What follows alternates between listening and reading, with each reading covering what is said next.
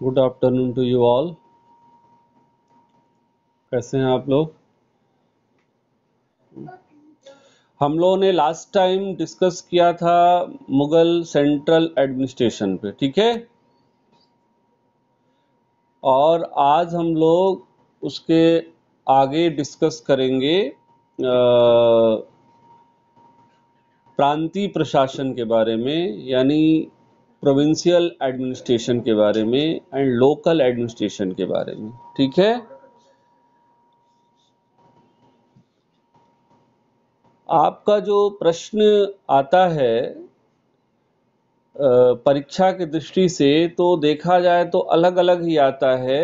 कभी आएगा मुगल केंद्रीय प्रशासन या सेंट्रल एडमिनिस्ट्रेशन ऑफ मुगल्स, या फिर प्रांतीय प्रशासन, मुगल प्रांतीय प्रशासन, प्रोविंशियल एडमिनिस्ट्रेशन ऑफ मुगल, ठीक है। तो इस दृष्टि से हम लोगों ने इसके पहले डिस्कस कर लिया है केंद्रीय प्रशासन पर, और इसको हमने बताया था कि जो सम्राट होता था वह प्रधान होता था, और प्रशासनिक कार्यों को अच्छे से संचालित करने के लिए उसने मंत्रियों की, अधिकारियों की नियुक्ति करी थी। और आज के संदर्भ में भी मैंने बताया था कि जैसे वित्त मंत्री हैं, जैसे आपका फिनेंस मिनिस्टर हैं, या फिर आपका डिफेंस मिनिस्टर हैं, या फिर आपके जैसे कि विदेश मंत्रालय है ना। तो इस तरह से उस समय भी अधिकारियों की, मंत्रियों की नियुक्ति करी गई थी, और एक प्रशासनिक ढांचा, स्ट्रक्चर तैयार किया था। और स्पेशली कह सकते हैं कि बाबर और हुमायूं के समय में तो कोई मुगल एडमिनिस्ट्रेशन का स्ट्रक्चर नहीं बन पाया था, बट अकबर, एक्चुअल में देखा जाए तो Akbar was the real founder of Mughal administrator. इसमें कोई शक नहीं कि मुगल प्रशासन का वास्तविक संस्थापक जो था, क्रिएट करने का श्रेय, जो क्रेडिट जाता है, वह आपको अकबर को जाता है। तो अकबर के समय में जो केंद्रीय प्रशासन का स्ट्रक्चर शुरू हुआ, उसमें जो आगे उसके उत्तराधिकारियों ने जो परिवर्तन किए या एज इट इज जो जारी रखा, उस पर हम लोगों ने डिस्कस किया था। पिछले लेक्चर को हमारे सुनिएगा तो आपको मेमोरी में वो चीजें आ जाएंगी।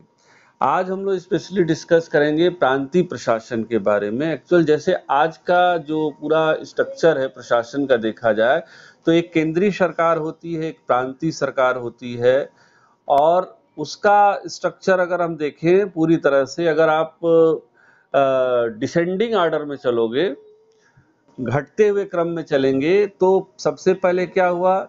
सेंट्रल गवर्नमेंट हुआ, यानी केंद्र सरकार हुआ। उसके बाद क्या हुआ? राज्य सरकार हुआ।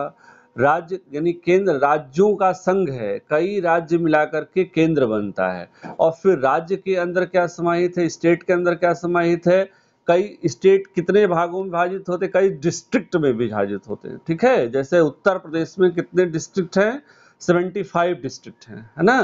तो राज्य किसमें विभाजित हुआ? आपका डिस्ट्रिक्ट में विभाजित हुआ। फिर डिस्ट्रिक्ट, एक डिस्ट्रिक्ट में कितने ब्लॉक होते हैं उसको देखा जाए तो कई ब्लॉक होते हैं, परगना जिसको हम लोग कह सकते हैं, कई परगना होते हैं।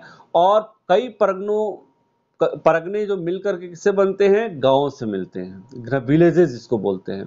तो कहा जाए कि अगर village was the lowest unit of administration, तो इसमें कोई शक नहीं, ग्रामीण समाज प्रशासन की सबसे जो छोटी इकाई थी वह थी आपकी गांव थी।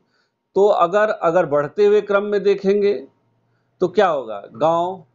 गांव के बाद से कई गांवों को मिलाकर के बना परगना, कई परगनों को मिलाकर के बना जिला या सरकार, उस समय बोलते थे, और कई सरकार को मिलकर के बना राज्य, और कई राज्यों को मिलाकर के बना केंद्र। क्लियर? मेरी आवाज सुनाई पड़ रही है?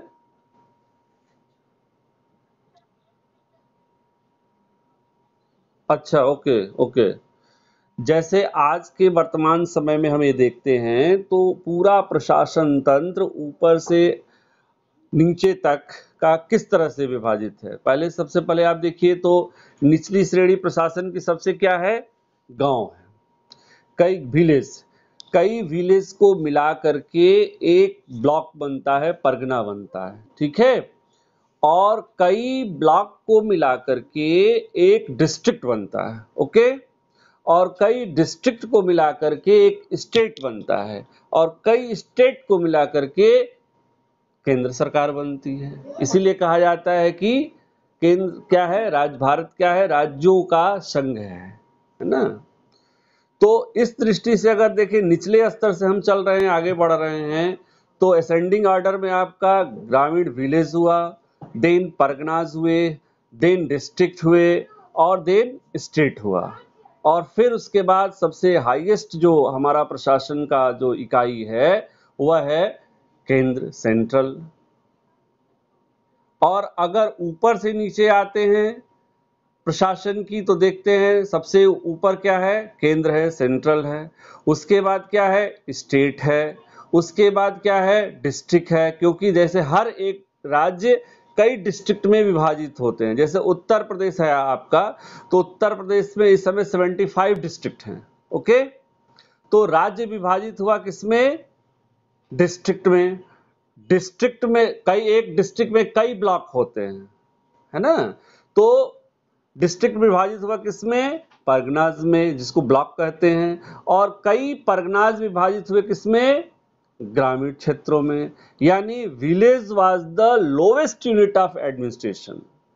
जो आपका ग्रामीण प्रशासन है वह प्रशासन की सबसे निचली इकाई है, ठीक है। और केंद्र सबसे हाईएस्ट है ना। तो केंद्र में जो सरकार होती है वो केंद्र के अधिकारी उसमें काम करते हैं। और जैसे केंद्र में क्या, नीचे से ऊपर तक लेकर के हमने आपको बताया था कि इस समय एक सिस्टम है, लोकतांत्रिक डेमोक्रेटिक सिस्टम है, जिसमें मंत्रियों का निर्वाचन होता है, मुख्यमंत्री बनते हैं या प्रधानमंत्री बनते हैं, उनका निर्वाचन होता है। लेकिन उस समय पूरी की पूरी all powers and authority was vest in किसमें, इन किंग में, है ना। तो सभी प्रकार के अधिकार और जो शक्तियां थी वह सुल्तान में या एम्परर में केंद्रित थी। वे सभी अधिकारी मंत्री किसके द्वारा नियुक्त किए जाते थे, केंद्र के द्वारा। केंद्र मतलब सम्राट के द्वारा नियुक्त किए जाते थे।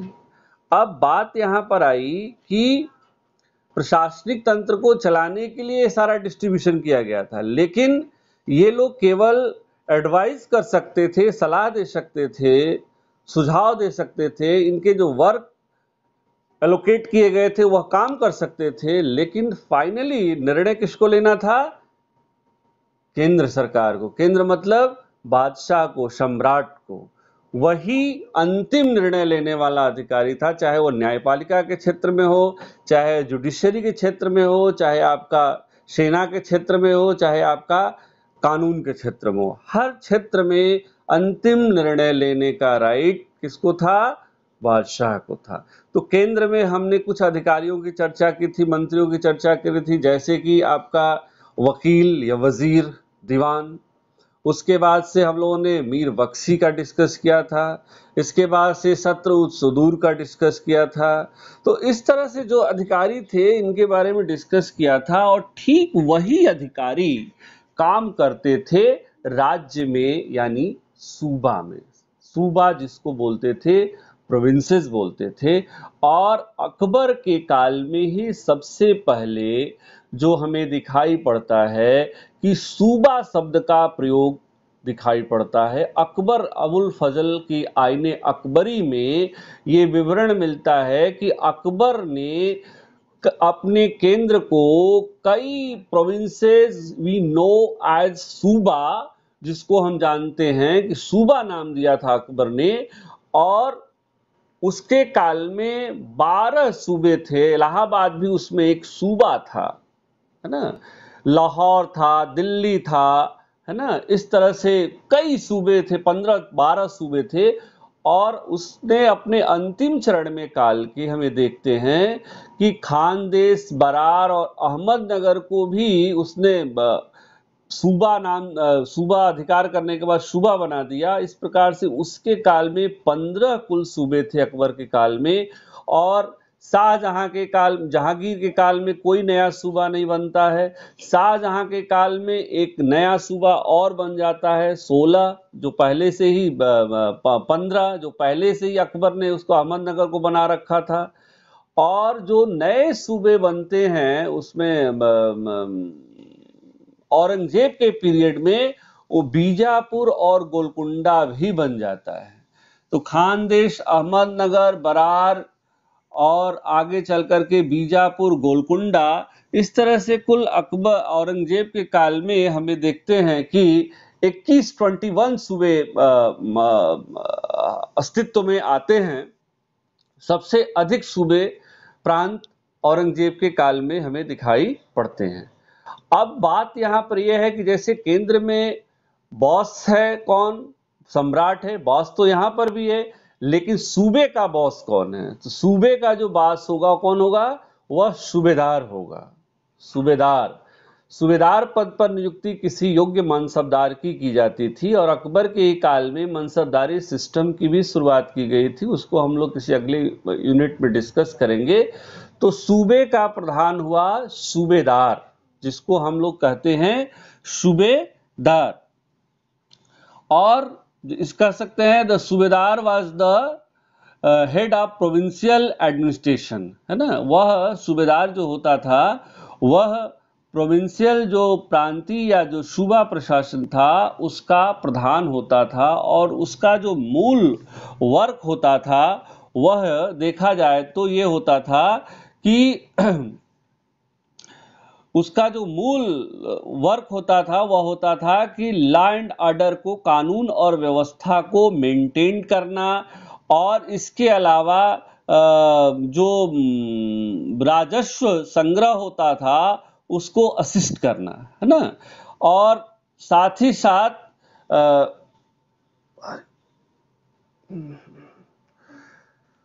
वह सूबेदार जो होता था वह केंद्र के प्रतिनिधि के रूप में काम करता था।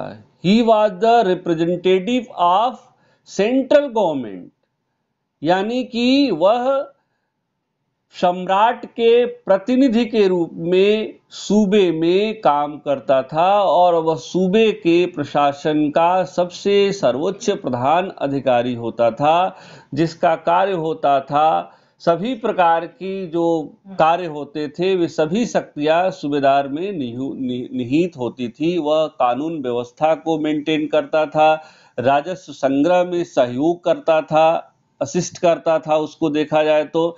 इसके अलावा देखा जाए कि वह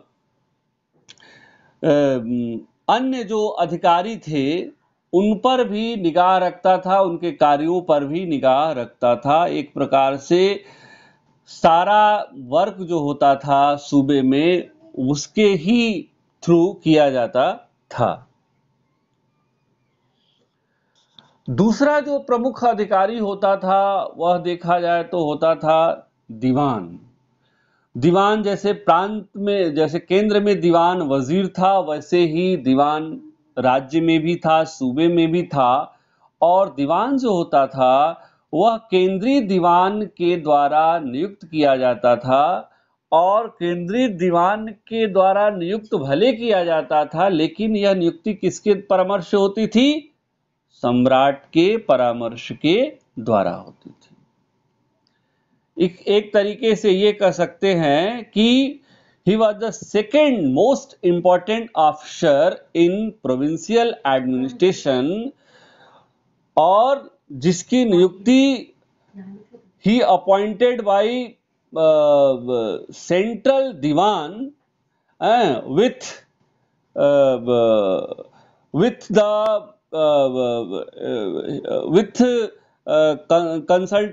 consultation of the emperor, है ना।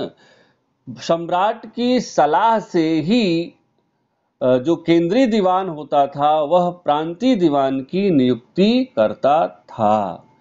एक प्रकार से सूबेदार के समकक्ष यह खड़ा हो गया था, क्योंकि यह अपने कार्यों के प्रति सीधे केंद्र के प्रति उत्तरदायी होता था, और इसका मूल जो वर्क अलॉट किया गया था वह फिनांस का था, रेवेन्यू का था। मतलब ही was the finance officer of provincial administration. प्रांतीय जो प्रशासन था उसका वित्त अधिकारी था, रेवेन्यू ऑफिसर था, और इसका कार्य वित्त और राजस्व से संबंधित होता था, अर्थात राजस्व का संग्रह कराना, वित्त आय व्यय की जांच करना, अधिकारियों या अन्य विभागों की जो गणना है, वित्तीय है, उसकी जो है देख रेख करना, सारे टैक्सेस जो भी होते हैं उसकी जांच पड़ताल करना। तो एक प्रकार से वित्त और राजस्व, जिसको कह सकते हैं फाइनेंस एंड रेवेन्यू, वह मूल इसका वर्क जो है, फंक्शन था, वह काम करता था। But he was not responsible to subedar, he was responsible to central diwan. And central diwan जो होता था वह नियुक्त करता था किसके परामर्श से? वह साम्राज्य के जो सम्राट होते थे वह उनसे परामर्श के द्वारा सूबे के दीवान की नियुक्ति करता था। अर्थात जो कार्य केंद्रीय दीवान का केंद्र में था वही कार्य प्रांत या सूबा में दीवान का होता था। ठीक है, क्लियर? सुनाई पड़ रहा है?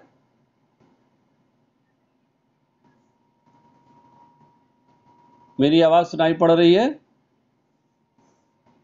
हाँ, क्लियर? ओके। अब नेक्स्ट जो अफसर होता था वह होता था, केंद्र में क्या होता था? मीर बख्शी होता था।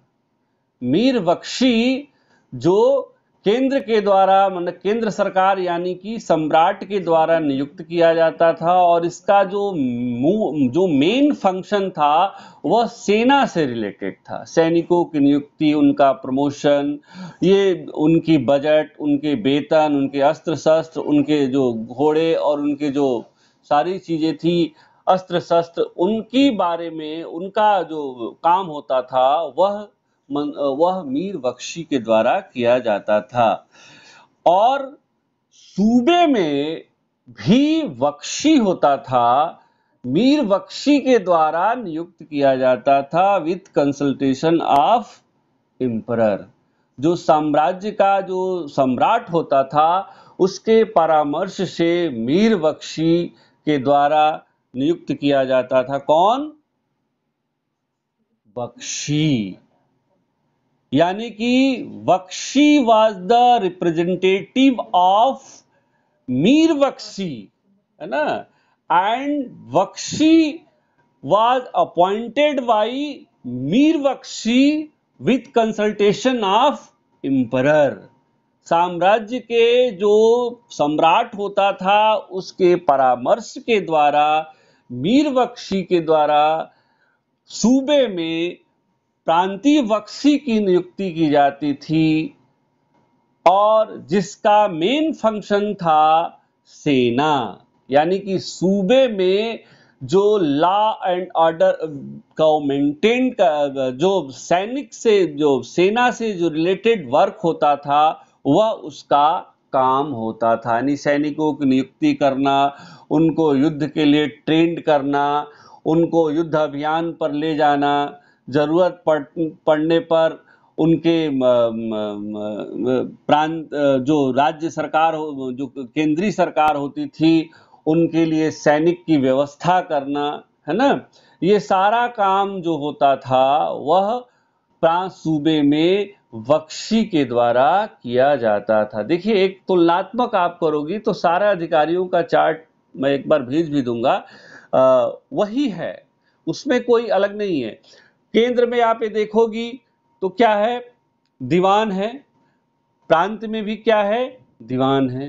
दीवान का जो वर्क है केंद्र में वह है वित्त और राजस्व, ठीक उसी प्रकार से वित्त और राजस्व मतलब फाइनेंस और रेवेन्यू, ठीक वही वर्क है किसका, प्रांत में दीवान का है। इसी तरह से एक अधिकारी मीर बख्शी है केंद्र में, सूबे में भी कौन है अधिकारी, बख्शी है, इसका भी काम सेना से संबंधित है। और अब तीसरे अधिकारी का हम लोग जिक्र करेंगे, वहां पर होता था सद्र उस सुदूर। सद्र उस सुदूर जो था उसका काम होता था केंद्र में धार्मिक, धर्म से संबंधित, अनुदान से संबंधित, है ना। और काजी उल कुजात जो न्याय से संबंधित होता था, लेकिन सद्र उस सुदूर को ही काजी उल कुजात का प्रभार दे दिया जाता था, यानी वह धार्मिक कार्य के साथ साथ अनुदानिक कार्य के साथ साथ वह जुडिशरी न्यायिक कार्य भी संपादित करता था। ठीक यही काम सूबे में कौन करता था, सद्र करता था। सद्र काजी का भी काम करता था, सद्र का भी काम धर्म से संबंधित यहां पर भी होता था, वो प्रांत में होने वाले धार्मिक कार्यों को देखता था, अनुदानिक कार्यों को देखता था, न्यायिक कार्यों को देखता था।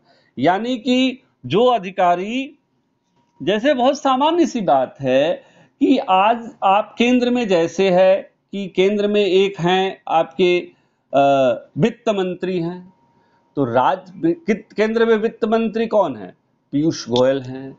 तो यहां स्टेट उत्तर प्रदेश में भी एक वित्त मंत्री हैं, एक गृह मंत्री भारत सरकार के हैं, अमित शाह जी हैं, तो उत्तर प्रदेश में भी गृह मंत्री है। तो कहने का मतलब यह है कि जो अधिकारी केंद्र में तैनात थे वह प्रांत में भी तैनात थे, और वे राज्य सरकार के प्रति जो नियुक्त किए जाते थे, जो सूबेदार द्वारा, वे सूबेदार के अधीन होते थे।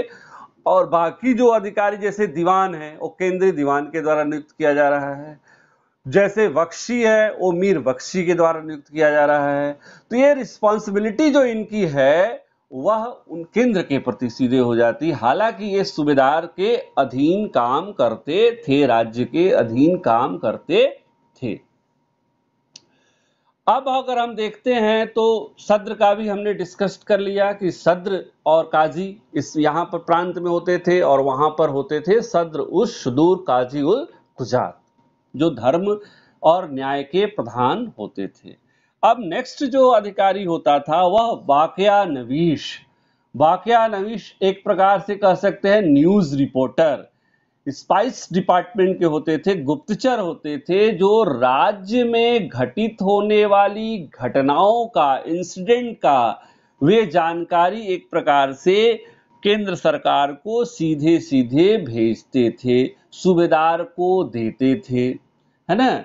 और उनकी निगाह राज्य में होने वाली प्रत्येक उस घटना के प्रति काफी सचेत थे, रखते थे, जिसके द्वारा राज्य में कोई खतरा उत्पन्न हो सके, कोई दिक्कत हो सके। इसलिए जरूरी था कि वे हर एक जानकारी वे शेयर करें, गुप्त जानकारी, खुफिया एक तरीके से काम, रिपोर्ट का काम करते थे।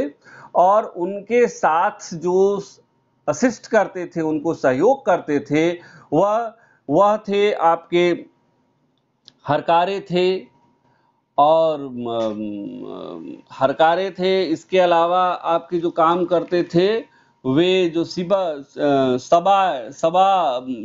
सबा नेमिनार होते थे, खुफिया नवीश जिसको कहा जाता था, ये उनको सहयोग करते थे आपके गुप्तचर सूचनाओं को बना करके भेजने में, सूबे में के अधिकारी को, जो सूबेदार होता था उनको देने में, सूबेदार के द्वारा ये सूचनाएं सीधे केंद्र को पहुंच जाती थी।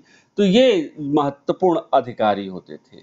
इसके अलावा हम लोगों ने ये जिक्र किया था कि एक मीर बहर नाम का अधिकारी जो होता था वह केंद्र में भी होता था, और राज्य सूबा में भी मीर बहार होते थे, जो जहाज रानी एक तरीके से जो सेना का जो एक पार्ट था उसका ये काम करते थे, बंदरगाह जिसको बोलते हैं उसका काम करते थे, उसकी देखरेख करते थे। जैसे जहाजों का आवागमन हो रहा है, कैसे हो रहा है, उनके लिए पुल की व्यवस्था करना, नाव की व्यवस्था करना, ये सारी चीज, बोट की व्यवस्था करना, ये सारी चीजें जो है ये आपके मीर बहार के द्वारा किया जाता था। तो ये मुख्य रूप से सूबे के प्रधान अधिकारी होते थे, जिनका वर्क जो अलॉट किया था मैंने आपसे डिस्कस्ड किया। समझ में आया? मेरी आवाज आ रही है? हेलो? हाँ, क्लियर? कोई डाउट, कोई दिक्कत? Any doubt, any problem?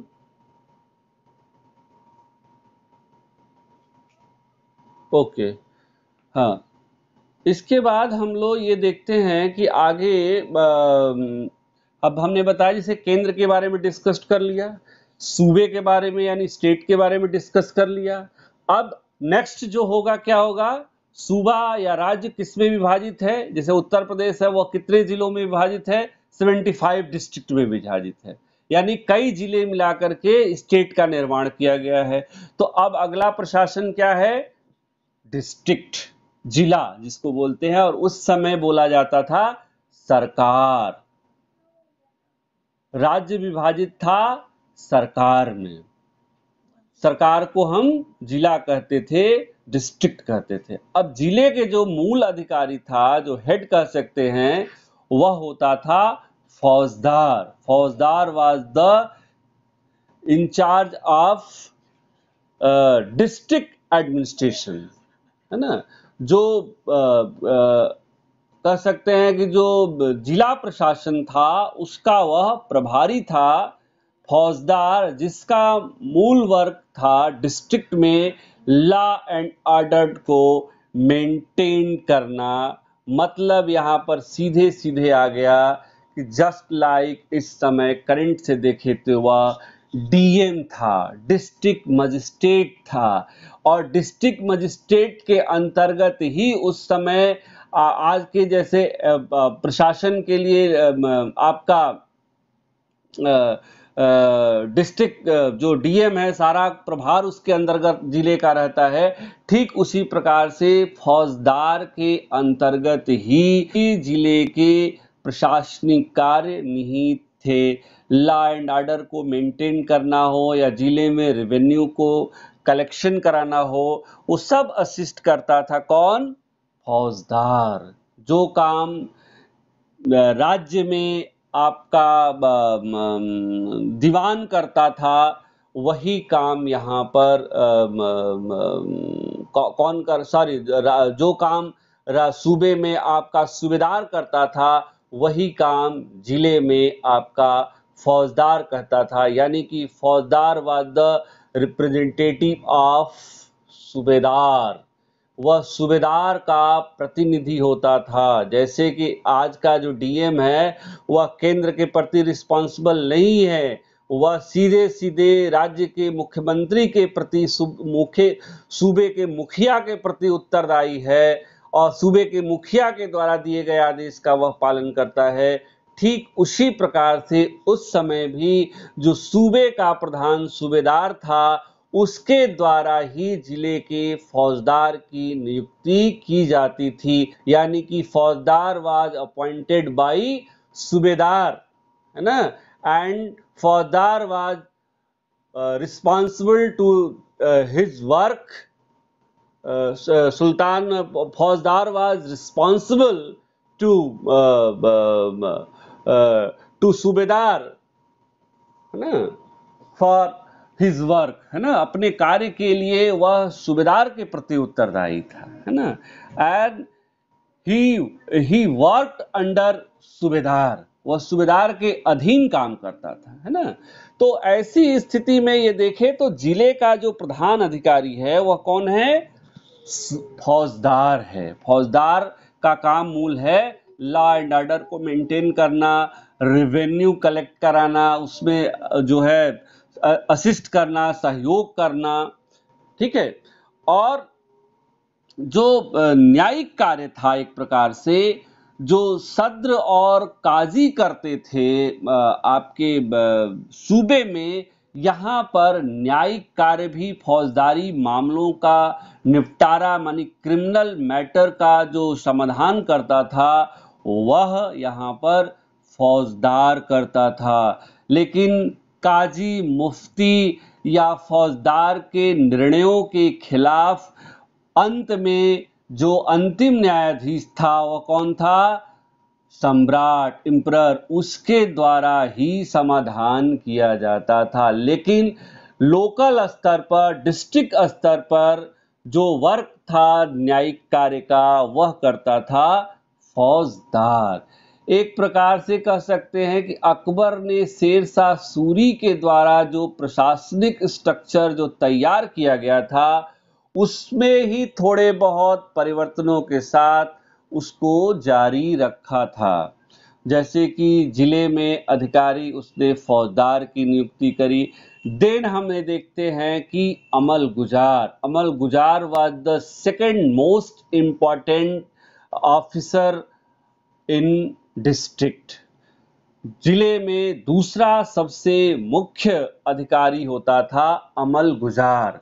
He was the officer, he was the finance officer, he was the revenue officer in district, है ना। वह वित्त अधिकारी था, राजस्व अधिकारी था, अर्थात जो काम जिले में आपके दीवान करते थे, केंद्र में दीवान करते थे, वही काम जिले में कौन कर रहा है? वहां जिले में कर रहा है अमल गुजार। अमल गुजार जो होता था वह नियुक्त होता था किसके द्वारा? वह सूबेदार के द्वारा। यानी उसका भी वित्त और राजस्व से संबंधित जो भी कार्य होते थे उस सारे कार्य संपन्न किए जाते थे जिले में अमल गुजार के द्वारा। अमल गुजार वाज द फाइनेंस ऑफिसर, अमल गुजार was the revenue officer in district and he was the second most important officer in district. He was appointed by Subedar, he was responsible to Subedar in his work, है ना। तो ये चीजें सबसे ज्यादा महत्वपूर्ण थी। दूसरी चीज अगर हम इसके बाद एक अधिकारी की देखते हैं, जो नया अधिकारी हमारे सामने समझ में आ रहा है वह है khazandar. Khazandar means he was the treasurer. वह ट्रेजरी ऑफिसर था, जो ट्रेजरी खजाना होता था, जो कह सकते राजकोष होता था जिले का, उसका प्रधान अधिकारी था। जिले में खजानदार जो होता था वह एक प्रकार से ट्रेजरी का अफसर होता था, जिसका कार्य होता था लेन देन से संबंधित सभी प्रकार की जो लेन देन की जाती थी उसकी निगरानी रखना, उस पर उसकी हिसाब किताब रखना, ये सारी चीजें उसका काम होता था। ये चीजें हम देखते हैं कि एक प्रकार से खजानदार वह काम करता था। यानी कि जो भी भू राजस्व की राशि कोषागार में जमा की जाती थी और वह केंद्रीय राजकोष को उसमें से भेज देता था, और साथ ही साथ ये कह सकते हैं कि उसकी अनुमति के बिना प्रांतीय दीवान भी कोई खर्च नहीं कर सकता, धनराशि व्यय नहीं कर सकता था। यानी कि इतना मोस्ट इंपॉर्टेंट यह पद था कि सारी ट्रेजरी जो भी आय व्यय सब जमा होता। जैसे आज के जमाने में भी आप देखिए ट्रेजरी होता था, सारी डिस्ट्रिक्ट की जितनी भी धनराशि होती थी, बैंकों से जो चीजें जाती थी वह ट्रेजरी में जमा होती है, आज भी जमा होती है, और ट्रेजरी से ही सारा काम होता है। जो भी आय व्यय देना लेना देना होता है सब ट्रेजरी के द्वारा ही किया जाता था। बैंक ट्रेजरी में पैसा जमा करते हैं, ट्रेजरी से पैसा ले जाते हैं, सब हिसाब किताब ट्रेजरी में रखा जाता है। तो इसे इतना मोस्ट इम्पॉर्टेंट यह खजानदार भी होता था जो डिस्ट्रिक्ट लेवल पर होता था। तो डिस्ट्रिक्ट के जो मूल अधिकारी हुए, पहला हुआ आपका आपका पहला हुआ फौजदार हुआ, इसके बाद से हम ये देखते हैं कि अमल गुजार हो गया, फिर काजी और मुफ्ती हो गए, फिर खजानदार हो गया। काजी मुफ्ती जो होता था वह न्याय से संबंधित होता था। काजी न्यायिक कार्य करता था, मुफ्ती नियमों की व्याख्या करता था, न्यायिक कार्यों में उसका सहयोग देता था। खजानदार के बारे में हमने आपको बताया he was the treasury officer in district level.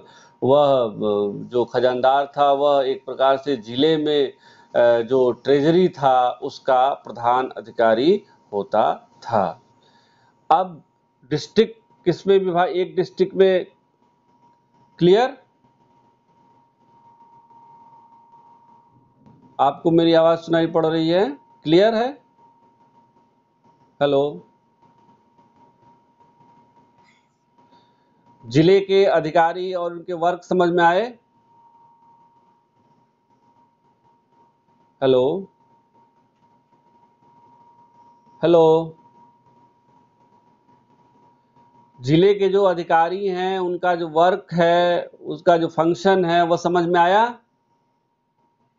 Okay okay, आगे बढ़े।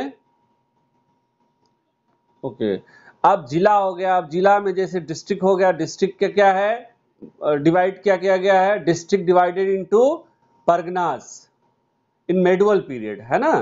एंड एट दैट टाइम अगर देखें तो सेम जो फंक्शन है क्या है, डिस्ट्रिक्ट क्या है, कई ब्लॉक में, एक कहते हैं ना कि एक जो है आपका कई मंडल है ना, यहाँ पर मंडल है, कई डिस्ट्रिक्ट मंडल में है, इस समय मंडल कई परगनाज में होते हैं, ब्लॉक में होते हैं, है ना। तो यहाँ पर अगर हम ये देखते हैं तो उस समय जिला जो था मध्यकाल में, वह मुगल काल में वह जिला विभाजित था परगनों में। परगना जिसे हम सिख के नाम से जाना जाता, सिख के नाम से जानते हैं, we know pargana as shiq, as shiq. तो इस तरह से अगर परगने के अधिकारी के बारे में हम डिस्कस करें तो पाते हैं कि यहाँ पर जो परगने का जो मूल अधिकारी होता था वह सिकदार होता था। Sikdar was the head of pargana administration. जो परगना प्रशासन था उसका सिकदार हेड होता था, और इसका भी कार्य परगना लेवल पर क्या था, लॉ एंड ऑर्डर को मेंटेन करना, शांति व्यवस्था को बनाए रखना। इसके अलावा जो था राजस्व रेवेन्यू, इसमें भी संबंधित था, उसको भी असिस्ट करता था ये। और यह जो है अधिकारी किसके अधीन काम करता था, ही वर्क अंडर द फौजदार, क्योंकि फौजदार के द्वारा यह नियुक्त किया जाता था। जो sikdar appointed by faujdar and he was responsible to faujdar his work, है ना। तो ये अपने कार्य को लेकर के फौजदार के प्रति उत्तरदायी था, फौजदार के द्वारा नियुक्त किया जाता था, और इसका जो वर्क होता था, उसका जो फंक्शन होता था, वह होता था कि परगना में शांति व्यवस्था को स्थापित करना, कैसे हमें करना है। राजस्व की वसूली में, रेवेन्यू कलेक्शन में भी वह अमील का सहयोग करता था। अमील अभी हम आगे डिस्कस करेंगे, का सहायता करता था। और साथ ही साथ वह परगने में न्यायाधीश, मुंसिफ, मजिस्ट्रेट के रूप में भी काम करता था। ये एक नई चीज यहाँ पर है कि इसके द्वारा प्रशासनिक कार्य तो होते ही थे, न्यायिक कार्य भी संपादित किए जाते थे, कानून व्यवस्था को भी मेंटेन यह करता था, और साथ ही साथ वह अपने कार्यों के प्रति जो जिले का जो फौजदार अधिकारी था उसके नियंत्रण में काम करता था, उसके द्वारा उसके प्रति रिस्पॉन्सिबल होता था। अब दूसरा जो अधिकारी हर जगह हम देखे हैं, चाहे केंद्र हो, चाहे प्रांत हो, चाहे जिला हो, यहां पर कौन काम कर रहा है, आमील परगना में। जबकि सरकार में कौन काम कर रहा था, अमल गुजार। सूबे में कौन काम कर रहा था, प्रांतीय दीवान। और केंद्र में दीवान या वजीर, है ना। इसी तरह से अब परगना में हमने किस अधिकारी को देखा दीवान के रूप में, आमील के रूप में, जो पर्टिकुलर कह सकते हैं कि उसका जो main function was finance, revenue, है ना, ही was the finance and revenue officer also in Pargana, है ना। तो ये ज्यादा महत्वपूर्ण था, सबसे ज्यादा मोस्ट इम्पोर्टेंट अधिकारी ये भी था। वित्त और राजस्व से संबंधित अधिकारी था आमील, जिसका काम होता था राजस्व की वसूली करना, राजस्व को कलेक्ट करना, बकाये धनराशि की जो रेस्ट अमाउंट है उसकी भी वसूली करना, ठीक है। और इसको असिस्ट करते थे कई कारकुन होते थे, जो कारकुन एज ए क्लर्क, जिसको हम कह सकते हैं को क्लर्क हुआ करते थे, कारकुन उनको कहते थे, जो आमील के कार्यों में सहयोग देते थे।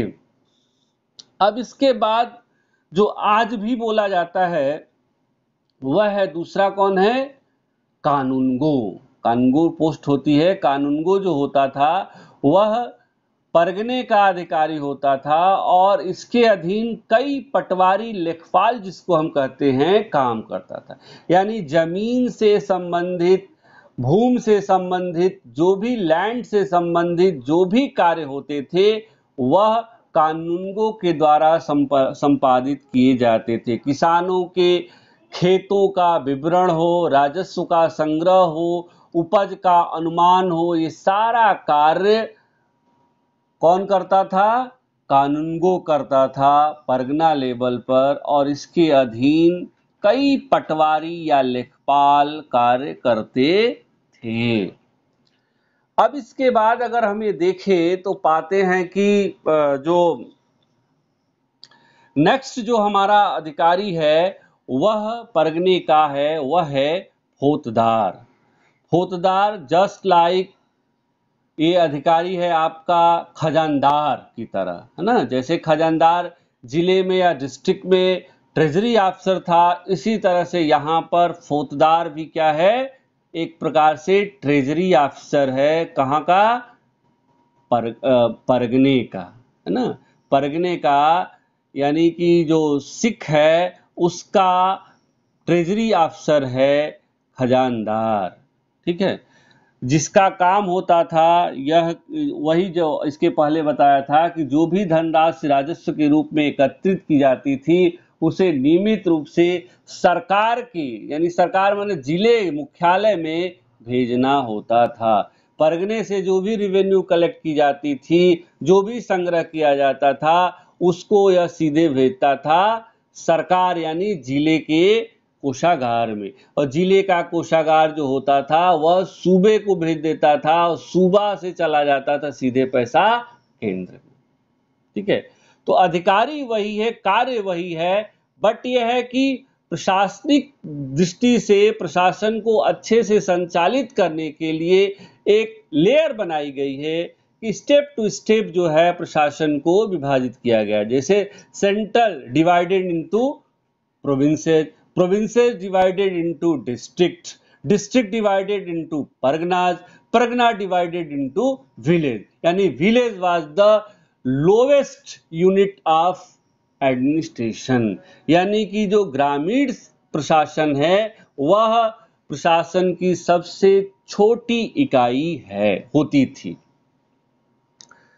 अब अगर देखा जाए तो ग्रामीण प्रशासन के बारे में, तो ग्रामीण प्रशासन में जो गांव का जो प्रशासन का जो मूल अधिकारी होता था, आज के गांव के प्रधान की तरह ही गांव का मुखिया, खुद मुकद्दम जिसको कहते थे, वह होता था प्रधान अधिकारी होता था, जिसका कार्य होता था गांव में शांति व्यवस्था को स्थापित करना, आपसी विवादों को पंचायत के माध्यम से समाधान करना, है ना, और भी जो भी आवश्यकताएं ग्रामीण स्तर पर न्यायिक कार्य करना, ये सारे एडमिनिस्ट्रेटिव एंड प्रशासनिक कर सकते हैं और न्यायिक कार्य लॉ एंड ऑर्डर को मेंटेन करना ग्रामीण स्तर पर गांव के प्रधान मुखिया, जिसको हम खुद मुकद्दम के नाम से भी जानते हैं, उसका होता था। गांव का जो और प्रमुख अधिकारी होते थे वे चौकीदार होते थे और पटवारी होते थे। चौकीदार जो सुरक्षा का कार्य करता था, और पटवारी जो अभी हमने डिस्कस किया, जिसको हम आज के संदर्भ में लेखपाल भी कहते हैं, उसको रेवेन्यू ऑफिसर भी बोलते हैं। और कई जो गांव ग्रामीण क्षेत्रों के जो कृषि होती थी, जो खेत होते थे, जो लैंड होती थी, जो भूमि होती थी, उसका जो विवाद होता था, जो उपज होता था, उस सारी डिटेल्स उसके पास होता था, संग्रह का उसका डिटेल होता था। और यह एक तरीके से हम कह सकते हैं कि जो पटवारी होता था, वह कृषि भूमि से संबंधित समस्त आंकड़ों को, रिकॉर्ड को वह रखता था, उपज का अनुमान लगाता था, जिसको हम लोग रेवेन्यू में बोलते हैं कनकूत या नस्क प्रणाली।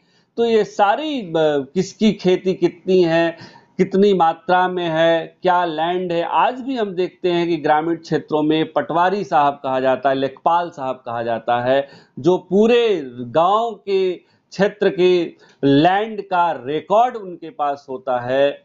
आय व्यय का विवरण भी कह सकते हैं कि उनके द्वारा दिया जाता था। तो इस तरह से हमने प्रशासनिक इकाई को केंद्रीय स्तर पर, सूबे के स्तर पर, जिले के स्तर पर और ग्रामीण स्तर पर डिफाइन किया कि कैसे कैसे ये विभाजित किए गए थे और कौन कौन से अधिकारी होते थे और उनका क्या क्या वर्क होता था। अगर प्रश्न आपका केंद्रीय प्रशासन आता है तो केवल आप केंद्रीय प्रशासन लिखेंगी। अगर प्रश्न आपका प्रांतीय प्रशासन आता है तो प्रांतीय प्रशासन, स्थानीय या लोकल एडमिनिस्ट्रेशन आता है तो उसको आपको लिखना है। और सल्तनत काल का अलग प्रशासन हमने डिस्कस किया है, मुगल का अलग प्रशासनिक तबका हमने प्रशासनिक क्षेत्र का विवरण आपसे डिस्कस किया। किसी को कोई दिक्कत परेशानी? क्लियर?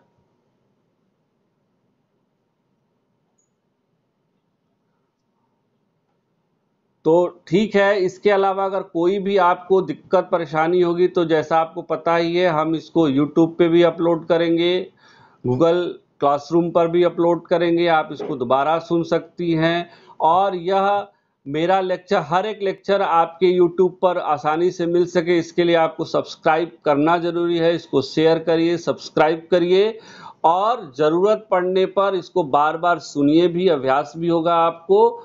और दूसरी बड़ी जो बात है ये है कि ये कभी भी आप इसको सुन सकती हैं और आपको अगर कहीं कोई दिक्कत होगी तो आप इसके माध्यम से आप समाधान कर सकते हो। और अगर कोई प्रॉब्लम है तो आप थ्रू गूगल क्लासरूम के थ्रू, व्हाट्सएप के थ्रू अपनी समस्या आप बता दीजिए और उसका हम समाधान करने की कोशिश करेंगे। ठीक है? ओके। और कुछ पूछना है तुम लोगों को? कोई क्वेरी है? हेलो?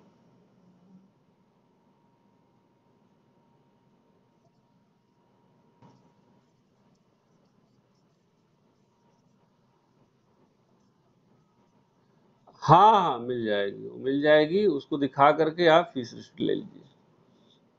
ठीक है? हाँ, और ये कभी भी कोई इमरजेंसी नहीं है कि आज भीड़ है तो अभी जाना है। आपका फीस डिपॉजिट हो गया मतलब कि आपका एडमिशन हो गया। ठीक है? आपको जब भी समय मिले आप आराम से जा करके एडमिशन स्लिप ले लीजिएगा। इसके पहले इसको आप सुरक्षित आपको रखना होगा, कहीं स्कैन पे या व्हाट्सएप पे या किसको रख लो इसको। ठीक है? या मेल पे डाल दो। ठीक है बेटा? हाँ, इसको आप कंटिन्यू रखिए। Okay, thank you so much.